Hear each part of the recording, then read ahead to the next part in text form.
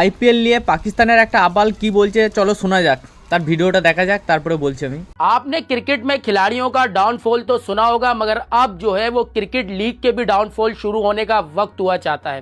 जिस तरीके से आईपीएल को खिलाड़ी छोड़ कर पीएसएल में आ रहे हैं, पहले फाफ डुप्लेसिया है, उसके बाद जो है मैक्सवेल की बातें चल रही है कि वो भी पीएसएल ज्वाइन करने आ रहे हैं, और अब तो खबरें आ रही है कि ट्रेविस हेड ने भी जो है वो दिलचस्पी जाहिर की है कि मैं इस बार जो है वो पीएसएल ज्वाइन करूंगा। सोशल मीडिया पर ये खबरें चल रही है।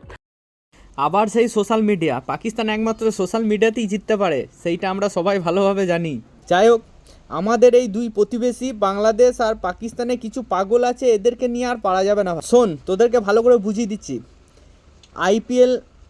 আইপিএলে যদি ওরা নাম দেয়, ওদের যদি না নেয় কোনো টিম, মানে ওরা নামি দামি প্লেয়ার, বুঝতেই পারছিস, তাদের একটু সম্মানে একটু আঘাত লাগবে, তাই তারা আগে থাকতে মানে আইপিএলে আর নাম দিচ্ছে না। পিএসএলের মতো ওই ছোটোখাটো লিগের নাম দিচ্ছে, পিএসএল, বিপিএল, এখানে বয়স্ক প্লেয়াররা খেলে, সেই সব লিগের নাম দিচ্ছে। ওদের আইপিএলে যতদিন খেলার ছিল খেলেছে, ভালোভাবে খেলেছে, সম্মান পেয়েছে, টাকা পেয়েছে, সবই পেয়েছে। এখন আর ওদের আইপিএলে নাই বললেই চলে।